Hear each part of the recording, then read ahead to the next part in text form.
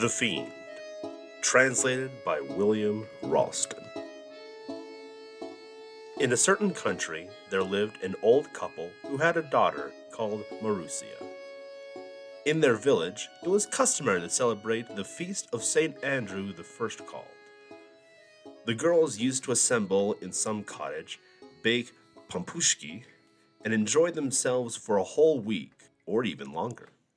Well, the girls met together once when this festival arrived, and brewed and baked what was wanted. In the evening came the lads with the music, bringing liquor with them, and dancing and revelry commenced. All the girls danced well, but Marussia the best of all. After a while there came into the cottage such a fine fellow. "Marry, come up, regular blood and milk, and smartly and richly dressed." "Hail, fair maidens," says he. "Hail, good youth," say they. "Your merrymaking? Be so good as to join us." Thereupon he pulled out of his pocket a purse full of gold, ordered liquor, nuts, and gingerbread. All was ready in a trice, and began treating the lads and lasses, giving each a share. He then took to dancing. Why, it was a treat to look at him. Marussia struck his fancy more than anyone else, so he stuck close to her. The time came for going home. "Marussia," says he, "come and see me off." She went to see him off. "Marussia, sweetheart," says he, "would you like me to marry you?" "If you would like to marry me, I will gladly marry you. But where do you come from?" "From such and such a place. I'm a clerk at a merchant's." Then they bade each other farewell and separated. When Marussia got home, her mother asked her, "Well, daughter, have you enjoyed yourself?" "Yes, mother, but I've something pleasant to tell you besides. There was a lad there from the neighborhood, good-looking and with lots of money, and he promised to marry me." "Hark ye, Marussia, when you go to where the girls are tomorrow, take a ball of thread with you, and make a noose in it, and, when you are going to see him off, throw it over one of his buttons, and quietly unroll the ball.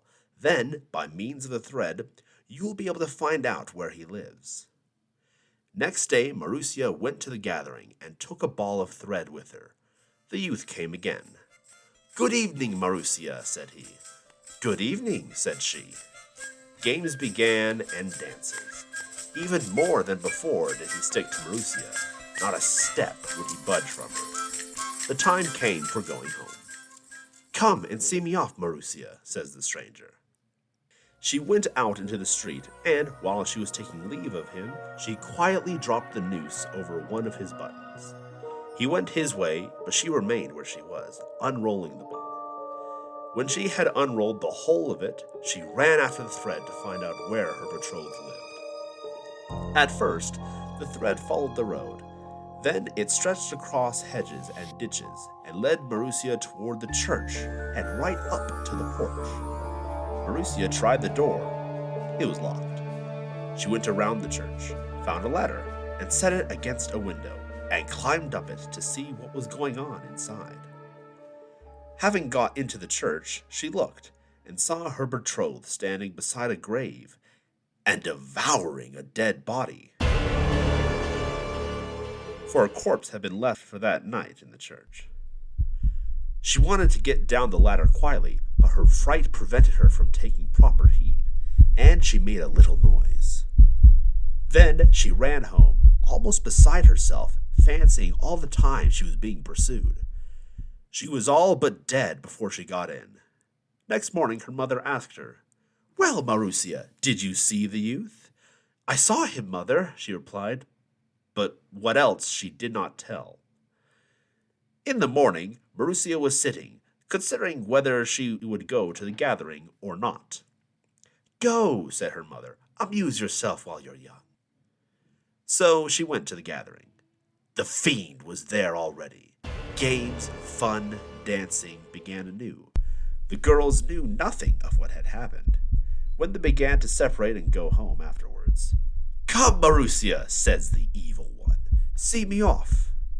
She was afraid and didn't stir. Then all the other girls opened out upon her. "What are you thinking about? Have you grown so bashful, forsooth?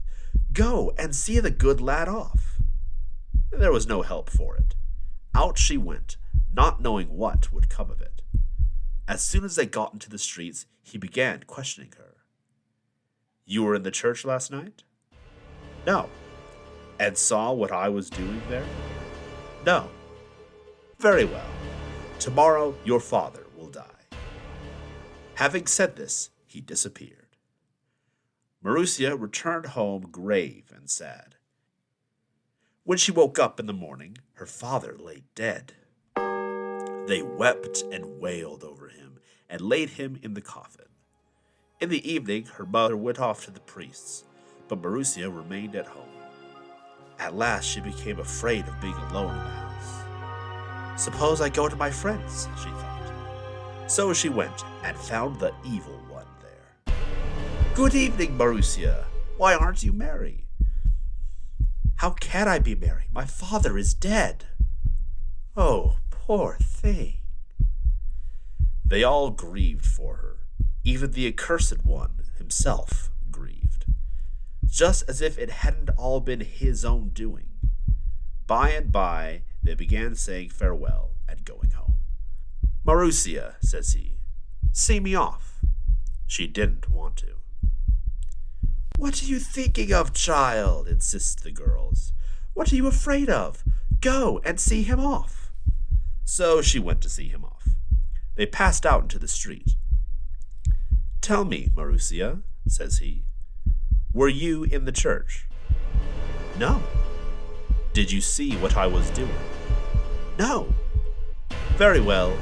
Tomorrow your mother will die." He spoke and disappeared. Marussia returned home sadder than ever.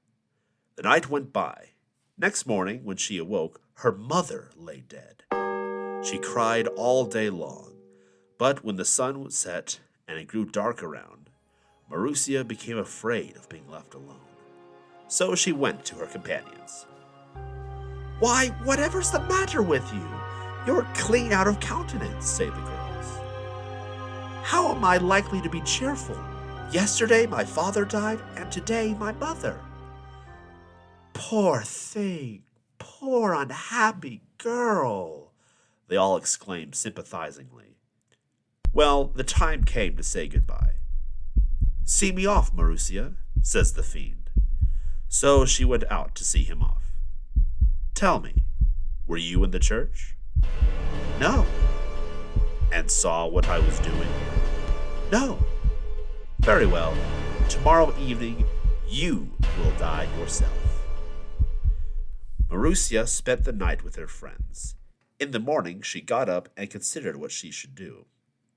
She bethought herself that she had a grandmother, an old, very old woman, who had become blind from length of years.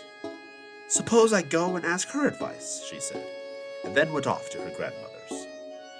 "Good day, Granny," says she. "Good day, granddaughter. What news is there with you? How are your father and mother?" "They are dead, Granny," replied the girl, then told her all that had happened. The old woman listened and said, "Oh, dear me, my poor unhappy child. Go quickly to the priest and ask him this favor, that if you die, your body should not be taken out of the house through the doorway, but the ground shall be dug away from under the threshold, and that you shall be dragged out through that opening. And also beg that you may be buried at a crossway, at a spot where 4 roads meet." Marussia went to the priest, wept bitterly, and made him promise to do everything according to her grandmother's instructions. Then she returned home, bought a coffin, lay down in it, and straightway expired. Well, they told the priest, and he buried, first her father and mother, and then Marussia herself. Her body was passed underneath the threshold and buried at a crossway. Soon afterwards, a signor's son happened to drive past Marussia's grave. On that grave he saw growing a wondrous flower, such a one as he had never seen before. Said the young signor to his servant, "Go and pluck up that flower by the roots. We'll take it home and put it in a flower pot. Perhaps it will blossom there." Well, they dug up the flower, took it home, put it in a glazed flower pot, and set it in a window. The flower began to grow larger and more beautiful. One night, the servant hadn't gone to sleep somehow, and he happened to be looking at the window when he saw a wondrous thing take place. All of a sudden, the flower began to tremble. Then it fell from its stem to the ground and turned into a lovely maiden. The flower was beautiful, but the maiden was more beautiful still. She wandered from room to room, got herself various things to eat and drink, ate and drank, then stamped upon the ground and became a flower as before, mounted to the window, and resumed her place upon the stem.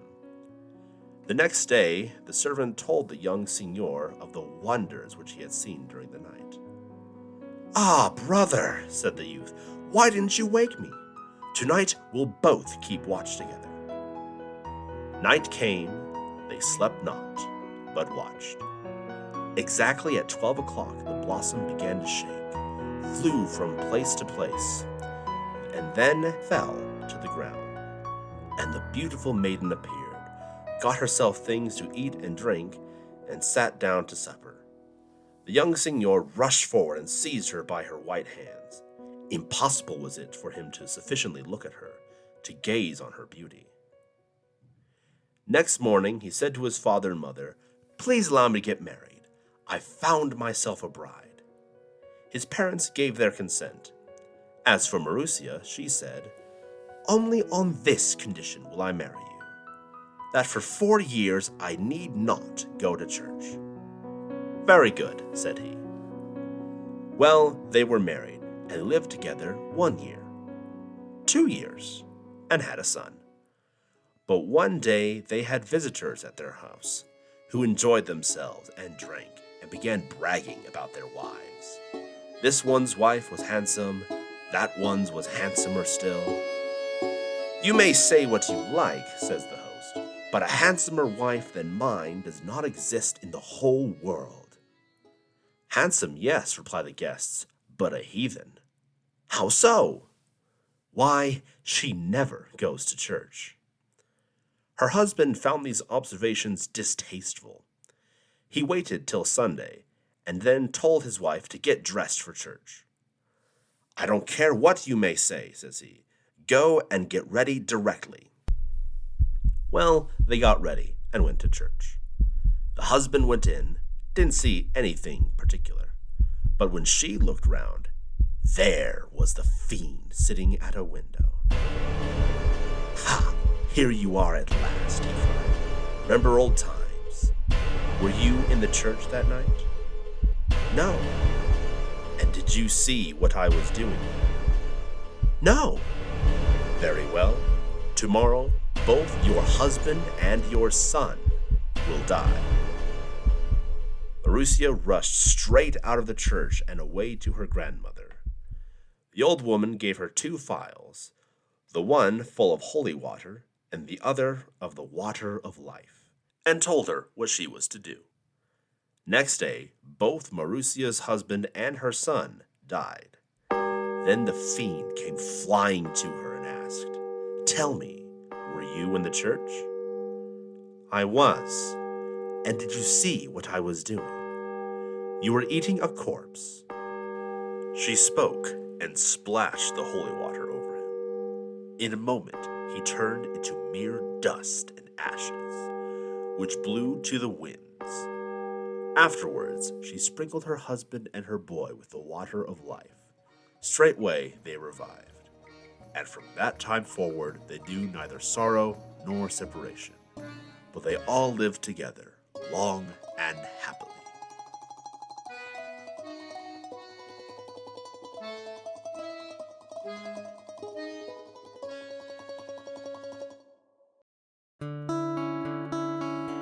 Hey friends, thank you so much for listening. If you enjoyed the video, please be sure to leave a like, give a comment, and share it with your friends. And if you really enjoy what I'm doing here, make sure you subscribe for more. That's it for now. I'll see you in the next one. Bye.